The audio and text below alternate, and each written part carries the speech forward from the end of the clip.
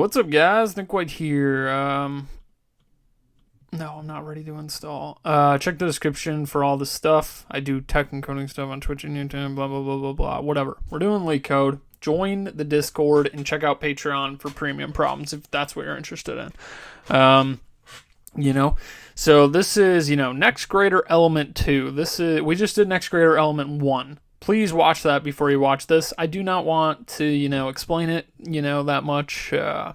But if you did see that, we used a hash map to solve this problem last time, and we're not going to be doing that this time. We don't need to. Last time we had 2 arrays. This time we have 1. Only difference is basically what you do is you will go through the array, and for each number, you find the next greater number. So you see 1, the next greater number is 2, so we put 2. 2, there is no next greater number because 2 is the highest, so you put -1 if there's nothing. If it doesn't exist, put -1. The twist on this is normally you're looking to the right for the next greater number. In this one, you're allowed to go to the right or left. So it's actually circular, not right or left. Sorry about that. It's circular, meaning if I'm at this 1, after the last index, it goes right to 1. Given a circular array, you see the next element of the last element is the first element in the array. Print the next greater element for every element. So yeah, basically, how do we solve this? I mean, it's not too bad. I mean, all we have to do is, find the next greater element. So how do we do this? Well, literally all we have to do is I don't know if you guys saw rotate or see if a string is within another string's rotation, but if we want to find,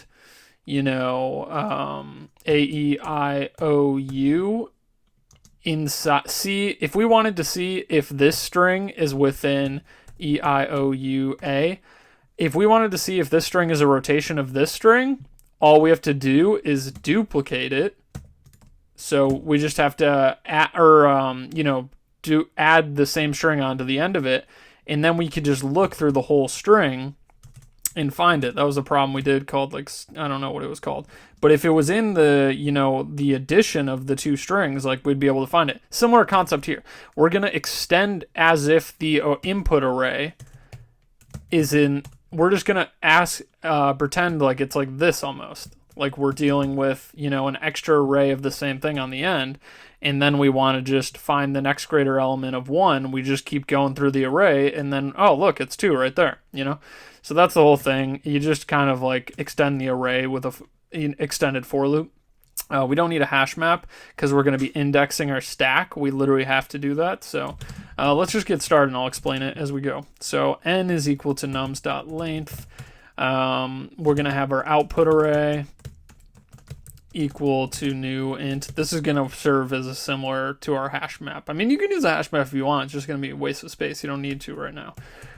So we have our output array we're setting up, and then we're going to have that stack like I mentioned, and this is going to hold the indices of the elements rather than the actual elements this time. So we'll go through an example at the end. We have our stack set up here, and if there's nothing, if it doesn't exist, we output -1. We're just going to initially fill our output array with -1s because we're going to be filling it with the next greater values. So if there are none, it'll just be -1 by default, which is perfect, honestly. So what are we going to do? Well, we're going to loop to n times 2. That's the length of the array times 2, less than length of the array times 2, that means we're extending the array to 2 times the length. Now, how are we going to make sure that we're hitting all these elements? We're not adding onto this array, it's still the same array. So what we have to do is we're going to be pushing things onto the stack. Stack.push. Yeah, that's fine. And what we're going to be doing here is we're going to say, okay, if stack is not empty and nums, since the stack is going to be filled with indices, and nums of stack.peak is less than nums of I mod n, then what we're going to be doing is we're going to say output array of stack.pop the indice, is equal to nums of I mod n. Okay, I'll explain this right now. Okay, so, and then we return our output array. So let's run this and make sure that it's working correctly, and it's not working correctly because we're not doing a while loop. My bad. Remember the while loop like last time. There we go. Okay, perfect. So let's explain this. So while we're looping to n by 2, just like I explained earlier, we want to loop the array twice. So for example, in this example, we're going to be looping and we're putting the indices onto the stack. So the stack's filled with the indices. So if I is less than n, we're just doing a casual loop through this array.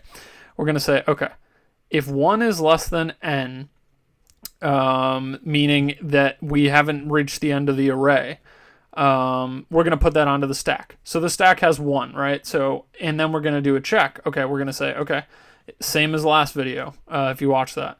If 1 is less than, if nums of, we're putting the indice of 1 on it, or though, we're putting stack.push 0, you know? So we're going to be putting 0 onto the stack. We're going to say, if nums of 0 is less than nums of I mod n, which is going to be 2 in this case, we're going, or it's going to be 1, nums of 1. So if 1 is less than 2, then yeah, our output array of 0 is equal to 2. So that's what it does. It makes the index equal to, you know, the current value that we're looking. This is the current value. This is what's on the stack. And then for 2, it's going to say, okay, we put 2 onto the stack. Or we don't put 2 on the stack. We put 1, the index for 2, which is 1, onto the stack. And then we're going to say, okay, is nums of 1, which is 2, less than, you know, the next element, which was 1, the current element, which is 1? No, it's not. So we just skip over it and nothing happens. Then we put 1 onto the stack, or 2 onto the stack, index 2 for element 1 onto the stack. And we say, okay, is, you know, nums of, you know, stack dot peak less than nums of I mod 10. So here's the part where you just need to know this, is it goes, we have these indices for these 2 onto the stack, and we haven't found greater elements for them yet, but we continue to loop even after we've looped through the initial first 3 elements of this array onto a same duplicate array basically afterwards, because we're just using I mod n. So if it goes over n elements, we just continue going, and it's like we traverse the array twice almost. So we just keep going, and then, you know, 1 is at the peak of the stack, the index for 1, so you just keep checking 1 versus, you know, 1, that's not it, and then you get to 2, and you're like, oh, we did find something in the second loop over the array that is greater than 1, so you set the index for 1, 2, output array of 2 equal to 2. So, you know, I know it's kind of, you know, with all the words I'm saying, it's kind of hard to explain with all the modulus and stuff, but you're just using an index stack. You're putting indexes in instead, because you're using, you're going to n by 2 elements to loop through it twice. And if you just use I mod n for indices, then you can go through twice, and it makes it a lot easier, you know? Hopefully that makes sense to you guys. I know this was a pretty crap explanation. It's just, it's hard to, it's kind of almost math, so it's kind of a little bit hard to explain this one specifically, especially with the indices. And, you know, I'm trying to say, you know, 1 is 0, the 0 indice. If these were different numbers, it might have been easier, but sorry about that.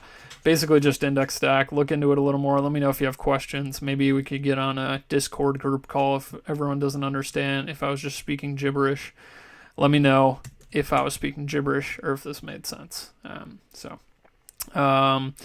Yeah, thanks for watching, and see you guys next time.